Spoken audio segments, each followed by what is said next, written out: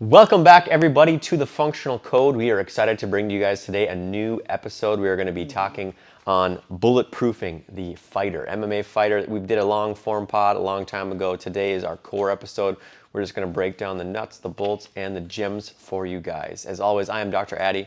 And I am Dr. Jace here. We're going to have some fun going into training the resilience and also going into different ways that you can think about the training for a fighter, whether it's MMA, to a certain extent, boxing, wrestling, any of those, even for the general public, which we'll start here in a sec.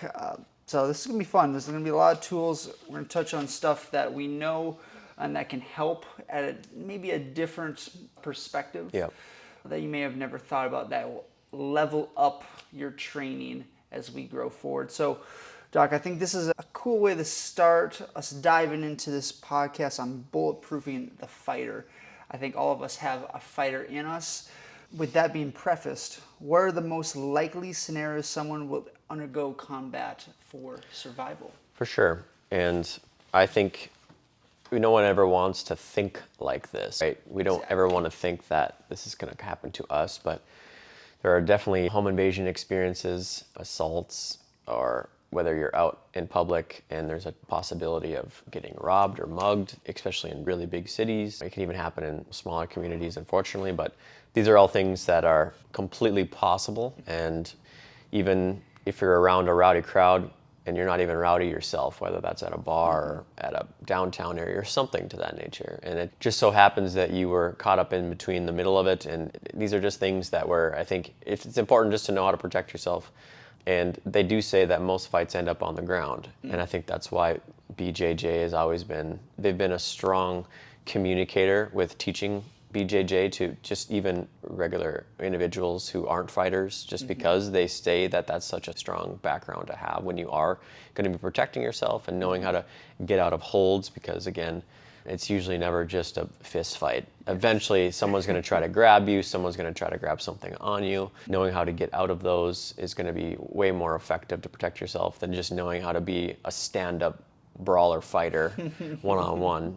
It doesn't usually last that long. So that would be the ways that even if you're not a fighter, to understand why you would want to protect yourself and how to learn some of these trainings, some of these teachings. Again, BJJ I think is a good place for a lot of people to start. There is no actual like fist contact with BJJ. It's really all just holds, wrestling, grappling.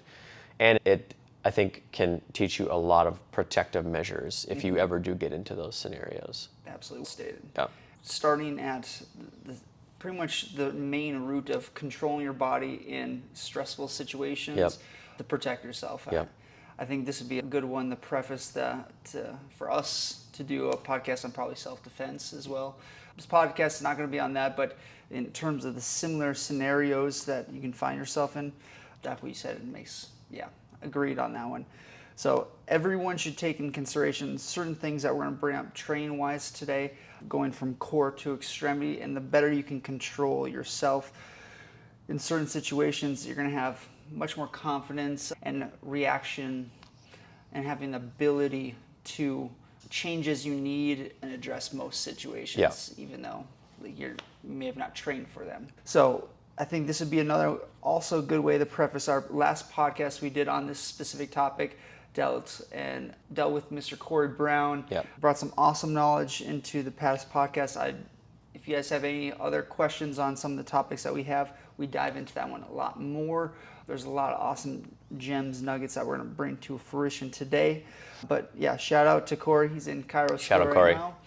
He's had a lot of experience with BJJ, train mobility, and then even implementing some of that into the podcast that we had with him. And now he's going on to be a doctor, so wealth of knowledge, that guy.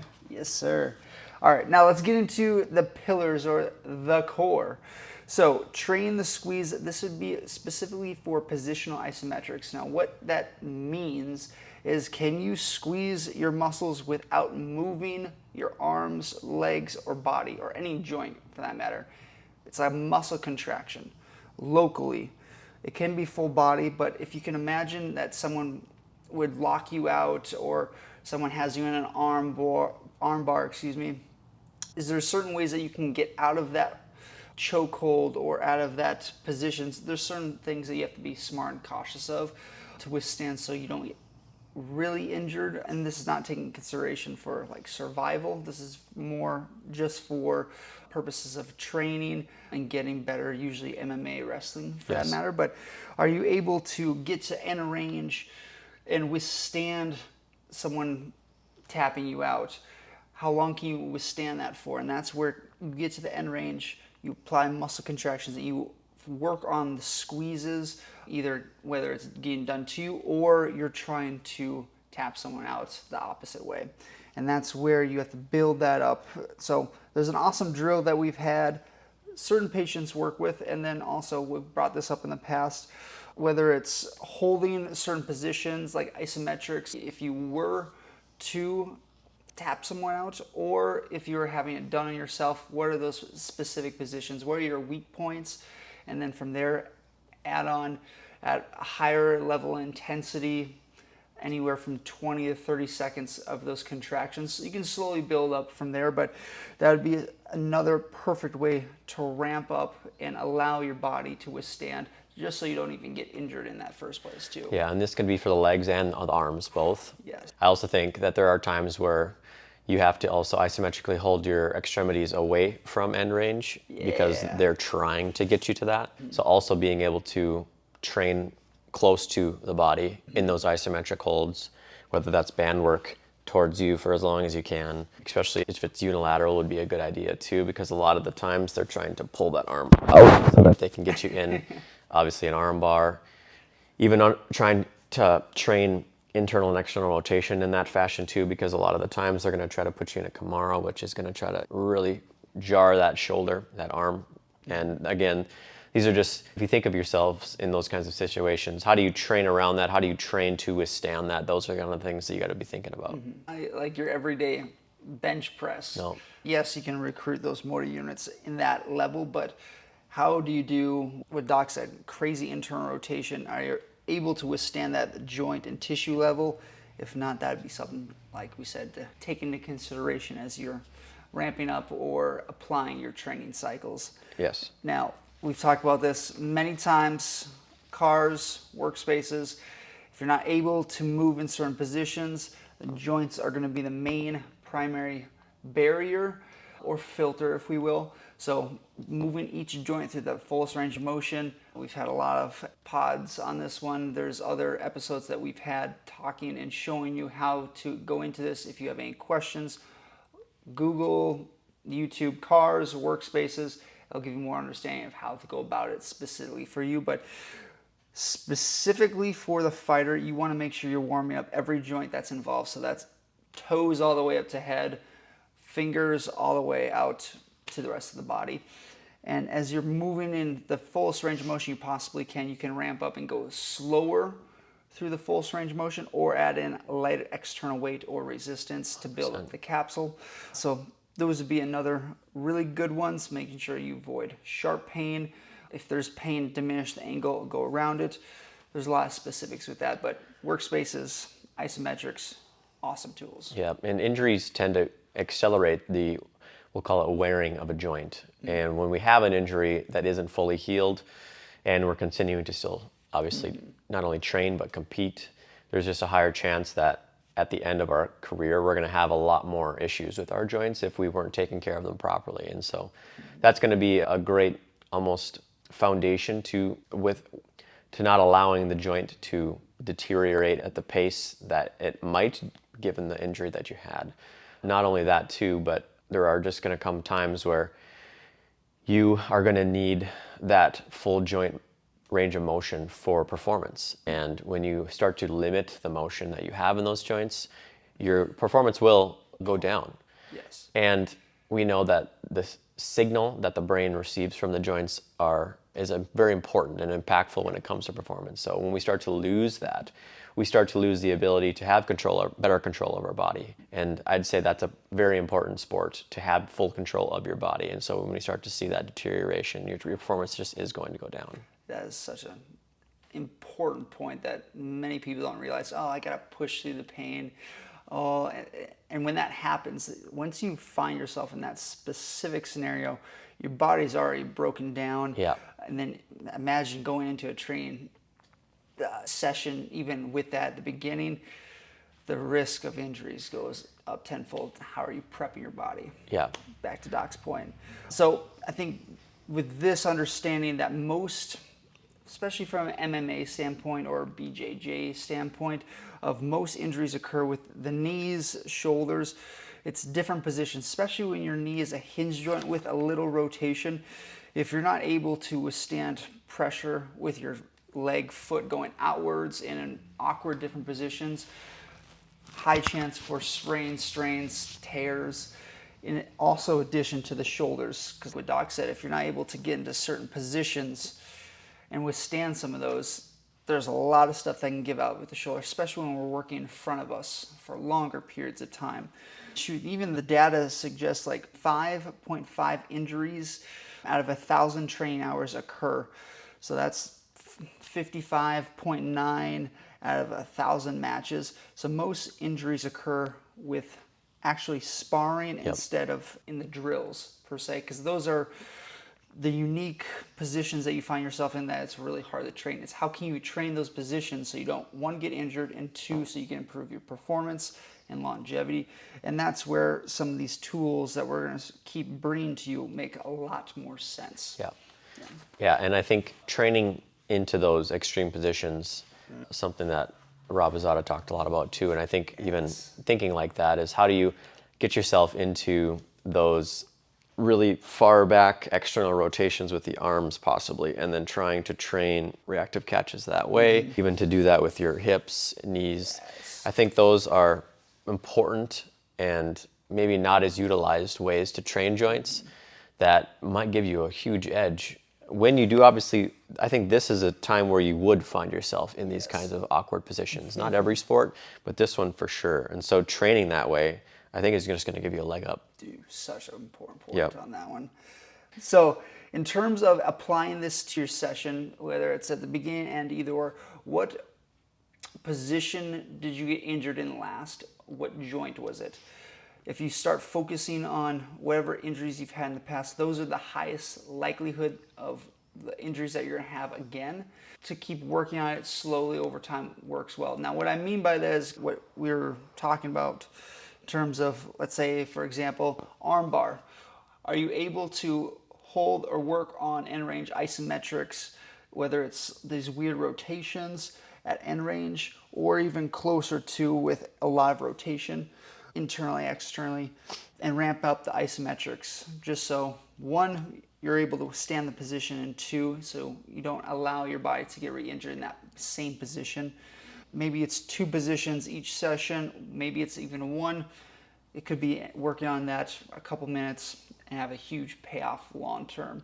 So that's just something small. Doc, is there a good idea, or I should say a good practice maybe is, so for example, I injured my shoulder a long time ago, and for a while I was doing exactly that. I was throwing some weight up and I was just holding it there, and I was letting it, I was pushing up against the weight, but I wasn't doing reps with it. I was just doing isometric holds. And I would eventually, I started to add more weight because I felt that it wasn't as painful or there wasn't any pinching. And we're going to talk about that in a little bit, but I think the biggest important thing is when you feel like you can withstand that, there's no pain, there's no pressure, then continue to add weight, and get to that point where now I'm up to, I was doing 3 to 4 times the amount of weight that I've been able to do now from when I first started because of the injury.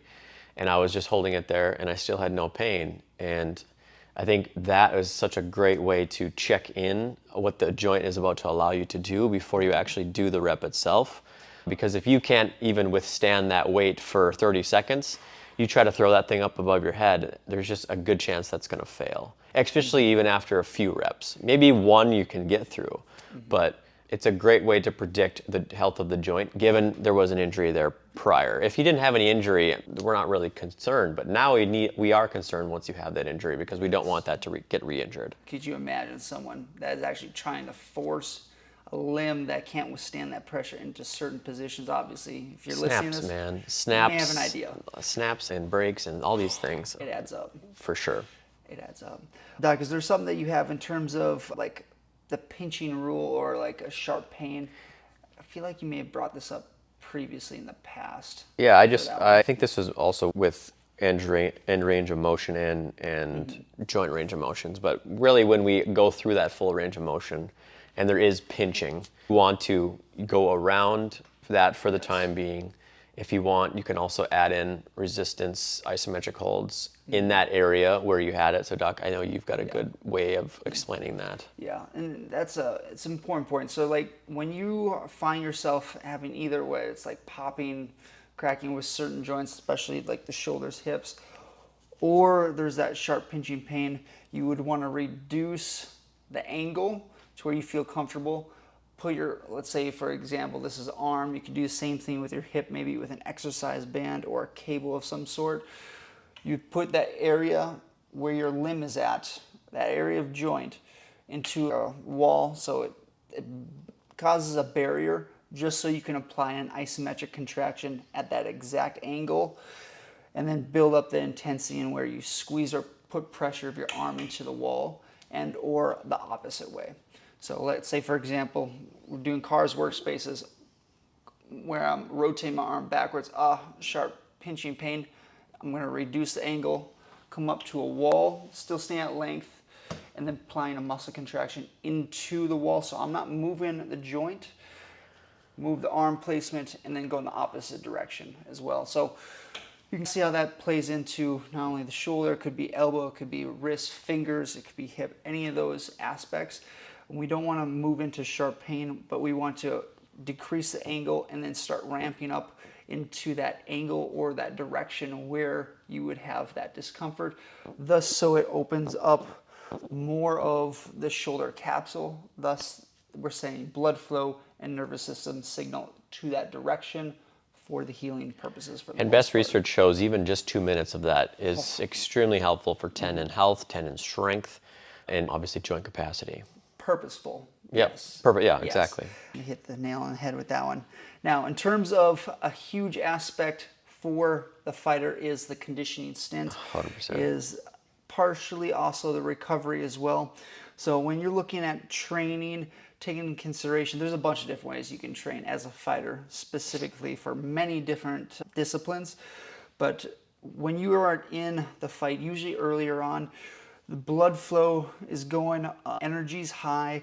There's a lot of short, quick bursts that you have to be able to undergo earlier on, and also ideally later on in the fight as well. So training like an alactic response. So going through 10 to 20 max intensity, whether it's scramble drills, whether it's certain positions, certain moves at a higher pace, whether it's you're grappling on the ground, whether it's like you're throwing punches standing up, and then ramp up from 10 to 20 seconds all the way up to 60 seconds to 2 minutes. You add on anywhere from like 10 to 15 reps of that, you're going to be burning out quite a bit. And it's when you get to those end reps, mentally, how are you? And that's where it's harder for you to get into that position, that scenario to where you're fatigued, but you have to almost train your mind in certain positions to slow down your heart rate. So longer exhales, then inhales, opening up your eyes as wide as you possibly can to try lower your heart rate to get it back to homeostatic regulation. That would be a perfect way to look at adding this into your training cycle as well. Doc, do you have anything on that front? Nope. And then what are glycolytic intervals, Doc? I was curious of that. So this is where you can ramp up like the certain intensities. So you're going high intensity and then you're going a little bit mid to lower, ramp it up. So there's a fluctuation, but it's more mid-range in terms of the intensity. We're still pushing ourselves quite a bit, but for that one, you would want a little bit more rest in between, so thus a little bit of the wavelength, a little bit more mid-range. Okay. And that can be trained in a bunch of different ways. And I think most people are in that mid-range. It's not where they get to the higher intensity stimulating levels where they're pushing themselves quite a bit for longer periods of time. So we're tackling everything from the effort, cardio, conditioning stint at a high intensity to where it's hard for you to last as long as you can, but you want to add in as many reps as you possibly can with that. And then in terms of intensities, mid-range, so you're pushing yourself, maybe not 100%, anywhere from 50 to 90% or so, but you're having short bursts, a small maybe session or a couple sets of certain moves that you're practicing. Give yourself some rest, a break, anywhere from 2 to 3 minutes. Go back at it for maybe a couple more reps, break, rest. So you're giving and allowing yourself the recovery time. And then there's that bottom floor to where you have to have a decent foundation to where you're able to move at a lower intensity level for a much longer period of time. Got it. And that's where most big fighters, especially those that train overseas, I think that's where a large portion comes from in terms of their success. So that involves like longer distance running, rowing, crab walks, bear crawls. It's certain positions that you might find yourself in, but that is anywhere from continuous movement for 30 minutes all the way up to maybe a couple hours. Yeah. For the highly trained athlete, a couple of hours. Yeah. So working in those ranges, but thinking about each session, what intensity are we working at? So for example, it's harder for you to tackle every single part of that cycle. If you want to focus on one, maybe go at the alactic or higher intensity signals for that day. You can add it in conditioning at the end, being cautious of what resources are coming in your body for the replenishing of for the next few days as you're looking to train. Because if you're training 5 days a week, but you're pushing a high stim day, moving, doing drills as high as you possibly can, and then if you're adding more extra work behind there, you're depleting your body. Yeah, and that's where we get into the signal wearer concept, where how can we impact the performance while still reserving some of the resources that we have for a full week of training. And not only full week, but usually camp is anywhere from 8 to 12 weeks, maybe even longer than that. So you're going to have to pick your high intense, not only days, your parts of your days too as well, if you're going to be doing that each day. How much can you train? How much can you get away with without really taking too much of your reserves? And if you're going to have really high impact days, there might be days after, then you're going to need to either do mid to low, maybe more skill work, really try to figure that out. And again, I think more often than not, we still see athletes struggling to do that. They continue to just stim as often as they try. Every time. And either injury happens or, again, they just get wore out by the end of the year. Yeah, do the law of accommodation. If, like what Doc said, if you're applying that stimulus, the body is going to acclimate to that, which you don't necessarily want because it doesn't give you a foundation to grow upon. And then injury usually ensues, or you start plateauing for a longer period of time, fatigue, other problems, usually hormonal, can add into that equation. And then now we're spinning our gears and we're not getting forward. Stated, Yep. 100%. Now, adding into the recovery aspect, in addition to the conditioning stint, is the recovery. And this is something that, obviously, if you've been listening, something that we're quite good at, we talk about quite often. Biggest thing, recovery, in terms of resources and things that can improve your level would be sleep. 100%. Whether it's naps during the day, whether it's 7 to 9 hours of sleep at night, how well can you optimize the quality of sleep, not just the time that you spend in bed. Don't get us wrong, quality matters more than duration. Duration matters, but taking that into consideration. After a training session, per se, we're tired, we're fatigued, we're mentally drained. How well can, and especially when we're taxing our body, how can we down-regulate our nervous system and our breath? So after a strong bout of work or in the session, post-session, go into longer exhale breathing, maybe a double inhale, exhale. Just so we can lower our heart rate. Blood pressure also usually ensues with that and get us back to midline. The sooner we can get back to midline, the better our nervous system can re-regulate itself for sending resources for the recovery aspect of tissues, nervous system regulation, a bunch of stuff with that. So a few awesome things from that perspective. Even adding in soft tissue work. If you're a fighter, grappler, MMA, if you find yourself in different positions, yes, you can strain tissues much easier. We want to build that tissue capacity, but that's where chiropractors, physical therapists come involved. If certain joints of the spine, of the extremities, arms, legs, if they're not able to move, especially when the joint is the main filter, You want to find someone that can help for the mobility, especially if time's a factor for you. If it's harder for you to move a small section in your lower back, if you can't do it yourself, chiropractor can assess, PT as well, but can get movement in areas that it's harder for you to get movement in, and then help build up that foundation. And I just think most perform better with a body doctor, whether that is PT or chiro. Yeah, it's been documented research. Yeah, and that's why everyone has one on staff. Most professional leagues have now. Every team has one. Well stated. Yeah. Doc, I think this would be cool for you to talk on in terms of like cold plunge, heat, like cold versus ice on certain situations, or any other recovery aspects you have. If we're going to use ice as a recovery, you want to do it right after. That's going to help with limiting delayed onset muscle soreness. You might even delay just pain itself, anything that you're experiencing from the training. Now, sauna, a lot of, I would say, MMA fighters are going to use saunas differently. We're using it mostly to cut weight. Yeah. But even just in general, it's great for the heart. It's very cardioprotective. It can even be an exercise mimetic. So it's just another great way to help in train conditioning as well, if you're going to do that consistently. But yeah, both cold, there's always going to be a time for cold and a time for hot.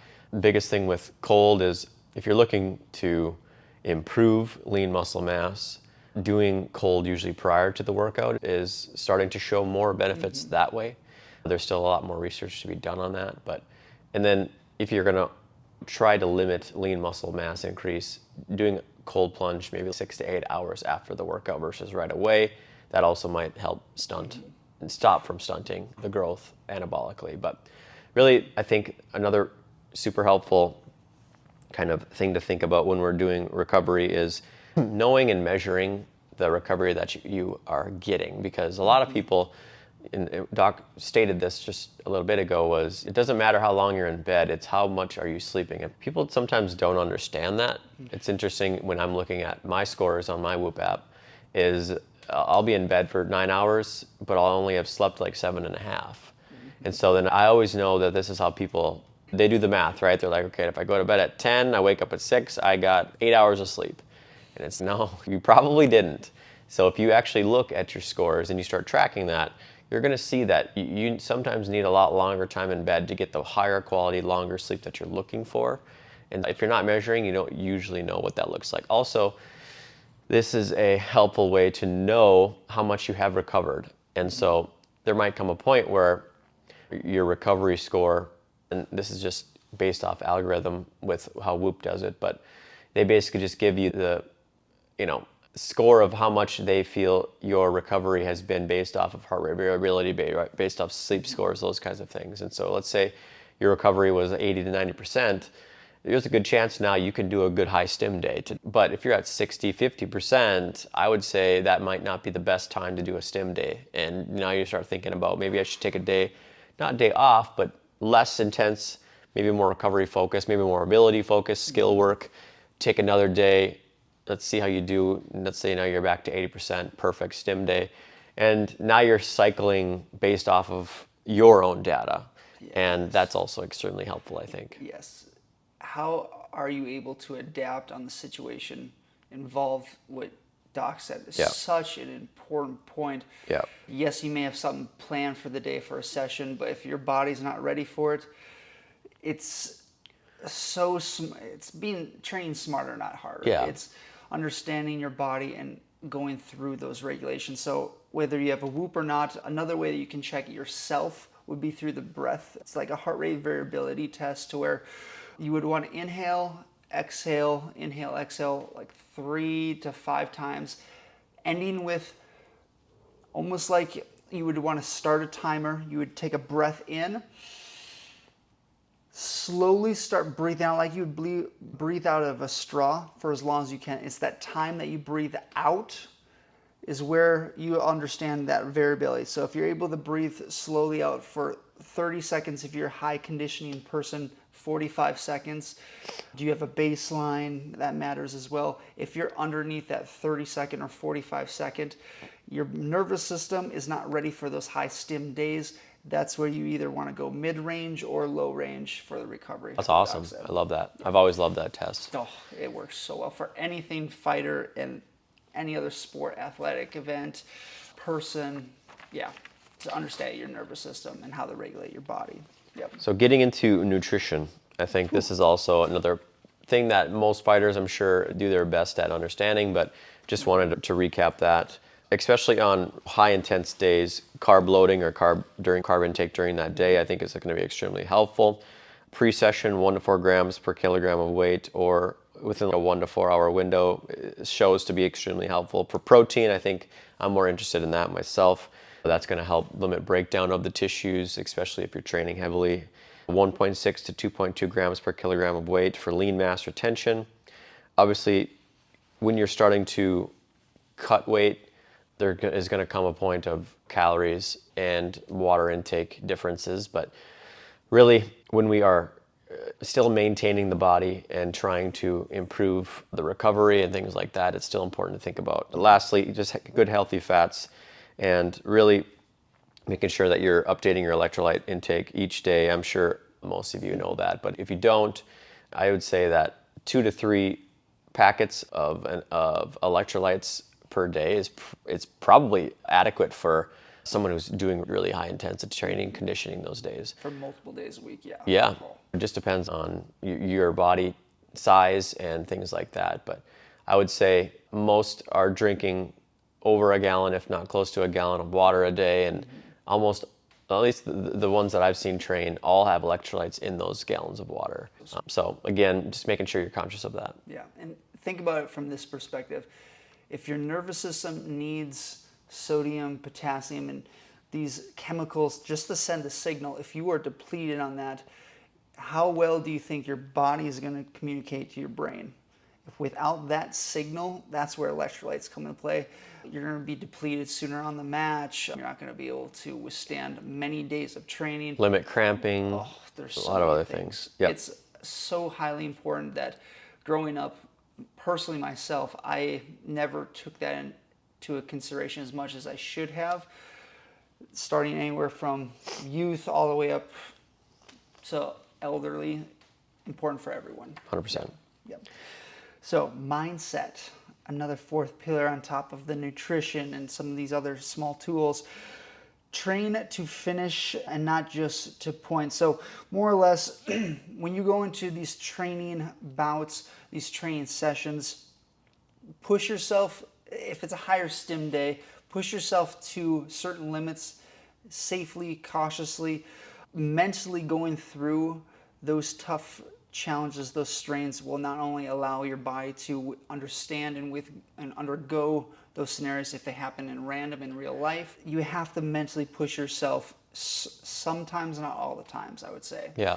That's something that I feel like is built into most people, but not all people.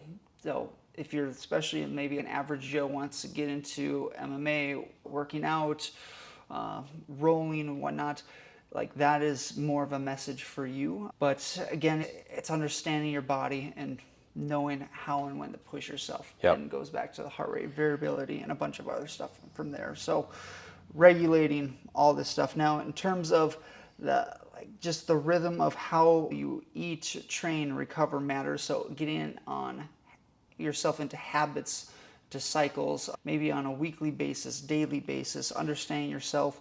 And that's where mentorship can come into play. Whoever you're training with, ask those questions, be curious, understand that you may not know everything. Even if you're a higher level athlete, world-class athlete, ask others in maybe nearby spaces how well you can improve your training. So for example, if you're the top MMA athlete, fighter in the world, are you able to talk to certain doctors, certain psychologists, asking questions how to improve your game, your habits, your lifestyles. And that can be same for the highest level athlete to the average Joe. Yep, just starting out. Yeah, Yep. Even if it's someone that is a little bit ahead of you mentally, physically, those small questions can pay off to bring you to that next level. For sure. Yep. Doc, let's see here, in terms of, actually, you want to go into the next one? Yeah, I can do that. Okay. Yeah. And then lastly, we definitely think training from behind or from a scenario where you have to come out of, whether you've given up a certain advantage point during the match, you have, let's say you're on your back and someone's got you by a rear naked choke, or someone's got you in a Kimura or a heel lock, or you're in guard and now they are on top of you on your side. However that works, I do think training those scenarios a lot where you have been able to then push outside of what was just kind of day-to-day training. Now you're actually putting yourself in those actual scenarios. I think they're going to be really helpful. And then becoming an expert at that.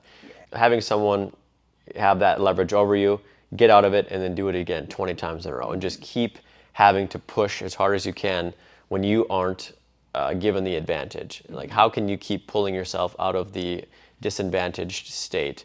Because those are the ones who are going to be able to push past the adversity of probably controlling the fight most of the time, where they're able to just continually push past any little bit of adversity or leverage that the opponent was trying to get against them. And so I think that's going to be something that is super practical and helpful to train and become an expert in. And I know Corey talked a lot about that too. He said some of the best, that's all they do.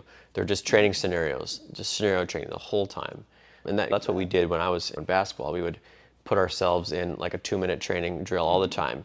We're down by 6, there's 2 minutes left. Now we have to fight out of that hole and try to get the game, time management, all the things that you think about. And so again, that's probably similar into, let's say there's 45 seconds left on the clock, last round, you have someone on top of you, you have 45 seconds. What are you going to try to do in the next 10 seconds, 15 seconds? And how do you break that down now for 45 seconds? What is your end goal? What are you trying to shoot for? And can you think through that? Can you plan those scenarios? I think it's super helpful to do something like that. Such an awesome point. Yeah. I'm really glad you brought that up. And those that are higher end level athletes, fighters, obviously I'm sure you've been through this, you've been trained this way.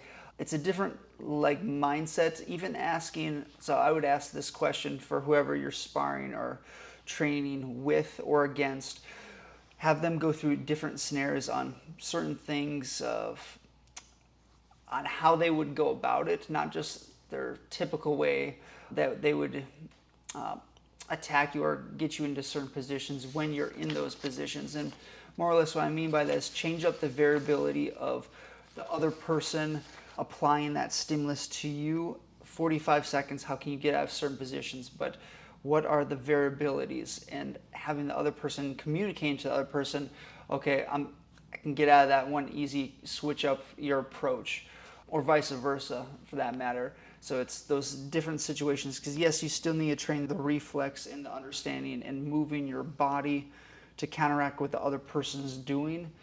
I think that matters, yes, but you have to continue pushing yourself in different avenues, different pathways, and for multiple sessions, of course. Conversation for your betterment adds up perfectly in this situation. Absolutely. So, yeah. And so obviously, one way that one things that we wanted to talk about was how the Dagestanis have multiple belts now in the in the UFC, and I think that's something to be said, because we talked a lot about mindset, and we talked a lot about conditioning and just the ways that we feel that it can allow an athlete to perform better doing these kinds of things. But what's crazy is the reason why I think, and there's a lot of maybe some speculation around this, but I think the Dagestanis have a lot of the same things we talked about pillar-wise and why they're really good at what they're doing. So let's just even start with conditioning. So they have the ability to train up in high altitude in the Dagestani mountains, and so that just already puts them at a higher advantage conditioning-wise, because they can limit oxygen intake training at that high altitude. And so what they have the ability to do is put themselves in a harsher situation to get more, to really dig deep and try to push hard through that kind of harsh environment. Train consistently. Yep. And we've talked about elevation training, masks, all these things that can also put you in that state. And I think if you don't have that ability to be in the mountain ranges like they do, to train like that with an elevation mask, I think is a great way to get more out of training, especially when you're sucking wind at the end of a longer round. How can you start to even put your body in those situations in a more, I guess, intense environment? So that way, during just typical matches, when you have 100% oxygen capacity, you're going to be performing even better. 100%. And so not only that, they train a lot of wrestling, they train a lot of scenarios. And then just lastly, they do have this brotherhood mindset, and they're training together. They have this community. All they do is they eat, sleep, and train together. Very disciplined. And I think there's something that's to be said about being a master of your craft. And you're going to get more out of what you're putting in, and I think they do. They really just focus so much on being a master craftsman of their trade, and it shows that obviously they spend a lot of time thinking about all of these situations, all of these scenarios. They're training on all of it, and they're helping each other through it. Yes. And so I just think it makes a lot of sense, obviously, why that they're continuing to succeed. Yeah, everything you brought up was so important. God, we're having an awesome pod on this one. A big word that you brought up was discipline. The better, the most discipline you have, the higher you're going to be. Thus, with more discipline comes consistency, comes habits, comes your support system. And I think that camaraderie for that group of people is almost a definition of discipline in itself. Yeah, for sure. Surrounding UFC, is surrounding that fighter pillar, if we will, that's just the topic itself. Because I think each top performer in any category, whether it's finances, health, anything, you name it, they all have discipline. So the more you can push yourself, not only as a fighter in a sport, in MMA, that directly translates to anything you do in life. Yes. Discipline, making sure you do the tough things on a consistent basis, push yourself, and stay consistent with it. Awesome little tool there. I think everyone needs that reminder. And I think that's why it's super helpful to get kids involved in this early on, because it's teaching that discipline right away, I think is very valuable. Oh, yes. Yep. Stated on that. Now I'll probably bypass some of the news. I think what we talked about was beautiful. I think, I don't know, I think.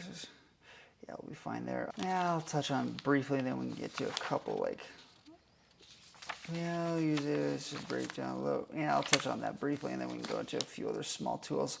I got some core to extremity work mindset that can help people. But so going into AI and how it can optimize you yourself as a fighter. When looking to certain apps outside, like the Whoop, a Garmin, or a Ring, that's the route I'd go for most people to how well you can regulate your recovery aspect. Also with the training cycles. So let's say, for example, you want to either get into MMA, wrestling, fighting of some sort. How well can you plan out and build out your schedule for not only that week, that day, a month, the year? Using AI can help for regulating your training cycles in addition to certain things you want. I think that's important. Using AI for the recovery aspect is going to be probably most advantageous for most people, even if you're first starting off, or let's say you're top of your craft. It's asking those situations to the AI, saying, this is my situation, so I've been training X amount of years. I have this many days a week that I'm training. I'm this level of belt. These are certain things that I find myself having a tendency to where I'm not as good at. And giving the AI, ChatGPT, Claude, Gronk, all the information, and then asking it questions on top of that. So you're pretty much giving your perspective, your life scenario, and then asking AI, are there certain things that you may be missing or that can be added into your system, your schedule? Those small things that you may not realize AI can bring into fruition, the knowledge base. And you definitely want to, in my opinion, you want to tailor it to someone else that trains a certain way, or even try to give it a background of how you want it to look. So for example, you could say, I want it to tailor it to where there's differences in stim versus retrain versus detraining cycles. I don't want you to just make something random. I want there to be differences in stimulus throughout the week. I want it to be so many stim days a week. Maybe you already know what you can handle versus this amount. Obviously include mobility work and try to be as specific as possible. The more information that you give it, obviously the better it can provide the outcome. But what I would do is make sure that you at least give that expectation right away. Otherwise, it might just give you more random explanations, or excuse me, advice. And instead, I think, at least from that aspect, that's something that I would be very important to make sure you include in the schedule. Well stated. Yeah. Yeah, that's a really good point, man. Yeah. Let's go. Yeah, so AI can be used for many different things, even nutrition, which is a whole thing in itself. So dabble with that. It takes a little bit of time to get some of the prompts and certain things that you ask the ChatGPT or AI. You can always ask it where it got time. its information too, because you want to make sure smart. that you're fact checking that as well. Great point, great point. Because that's also important. It's really important that we continue to not just allow AI to run our lives, but also use it as a utility or extension of what we're doing too. So Let's go. there's plenty of information out there, and a lot of it is good, I think. Some of it you have to take with a grain of salt. So just be cautious of that too. Love that. Yep. So going into the lab section, and this is where we're dealing with action application. Some of this we've touched on previously, from the workspace cars leading into the session, and you can also during and after the session. 5-10 minutes, very important. Then isometrics, picking certain positions that you've either been injured in or that you may struggle with, whether you're rolling, when you're trying to tap someone out in a close range isometric squeezes, or when your limbs are at length and then working on those squeezes. Now the next tool that most people don't realize, but it's a nice perspective change in terms of how you're going about training your body in certain sessions. It's working everything from core to extremity. Now what I mean is most movement, whether it's throwing, running, jumping, starts from the core and deviates out in terms of energy through the legs, through the arms, or a combination thereof, which is a majority. So how well can you train not only your core first? So whether that's either dead bugs on your back and you're working on lengthening certain limbs in different positions, whether it's even like a pow-off press to where you're holding like an exercise band in a fixed position, either you're rotating around your body so you're able to apply a contraction of resistance in different positions, whether it's your arms you're holding the exercise band in, you're going in and out of your body, and or certain positions of an exercise band around either one or both legs. Usually one works better, and you're moving your body in a wrestling type fashion in many different angles so you can feel the resistance around the joint specifically for itself. Now that's working its way out of the core, but you guys can see how stabilizing the core from not only your torso but also your legs and upper arms is the next avenue. So are you able to cross joints? Now what I mean by that is how well can we combine core with one joint extremity? So core to upper arm shoulder, or core to thigh hip. What are certain movements that you can get into with that, whether it's you're kneeling doing landmines, whether it's you're getting into a sprinting position, but you're either stacked, putting pressure of one limb against the wall, and you're trying to rotate your body. So we're fixing the legs, the arms in different positions, and then we're creating mobility with contraction while moving the torso. And then can we build on and top of that and add in the elbow, shoulder, core, the core, hip, knee as a focus. Maybe that's you're kneeling in certain positions and you're trying to move and rotate upwards. You're trying to withstand pressure resistance. Well, your knees, legs, torso are in a different position.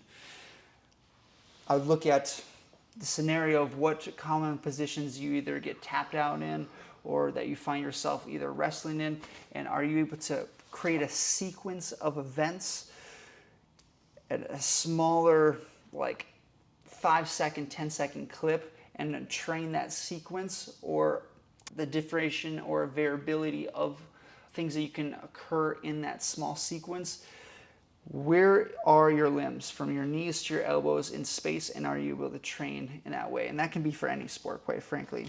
And then we get into the final one of adding in not only from the fingertips all the way to the toes, and that could be full body movements. This could be anywhere from bear crawls to crab walks to planks when your arms lengths are extended out, rolls of your body. So you can see you're working core to extremity, but you're adding in one joint at a time in terms of the training complexity, and you add in skill development at the same time. Yep. Just a different, unique way to start thinking about different ways that you can start training the body. And having more control.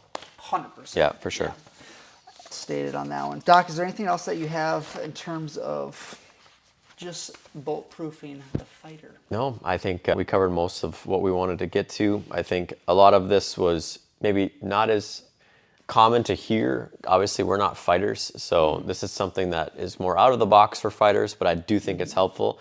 Both Dr. Jace and I have trained fighters, so it's not that we have never actually implemented this. We do a lot of work with fighters, and I think there's just when you look at sports in general, athletes in general, there's so many overlap to how they train and how they recover and how they need to be conditioned and eat. And you end up breaking it down, and it's pretty darn similar across the board for all of them.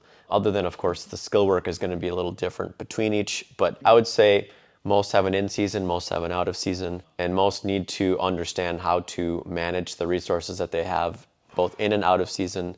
Most of the time, they're stimming too much, they're training too hard, or they're just not, they should be training smarter, maybe is what I should be saying. Because it's important to train hard, and that's definitely not something we're trying not to say. But how can we advance from just training hard to training smart and elevating yourself at the same time while also being able to push yourself? And that's where a lot of these smaller things help. And I do think the mindset portion of it is a lot more important than people think too. I think even hearing some of the experts in their field talk about the game compared to someone else, hearing LeBron break down plays that he knew 12 years ago, that it's such a different level of mindset. And I think if you were going to become the expert trainer, I would just listen to the experts talk about how they train. That's exactly what I would do. Yep. And So you. exactly, 100%. And that's going to be where I think you'll elevate your game. And so if you can put yourself around individuals like that, more often than not, I think you're going to get to the place higher and quicker. Mic drop. Yep. Alrighty, guys. As always, thank you for watching. We appreciate you guys. Please share, subscribe if you found this valuable. And until next time, we will see you guys soon. Woo! Disclaimer: the content provided in this health podcast is for informational purposes only and is not intended as a substitute for professional medical advice, diagnosis, or treatment. Always seek the advice of your physician or other qualified health provider with any questions you may have regarding a medical condition. Never disregard professional medical advice or delay in seeking it because of something you have heard on this podcast. If you think you may have a medical emergency, call your doctor or 911 immediately. Reliance on any information provided in this podcast is solely at your own risk. The creators and hosts of this podcast are not responsible for any actions or decisions you may take based on the information presented. Thanks for joining us on The Functional Code. For more evidence-based health insights, subscribe, rate and review wherever you get your podcasts. Remember, your journey to a healthier you begins with understanding the Functional Code. Until next time, stay well, stay informed, and embrace the science of living well.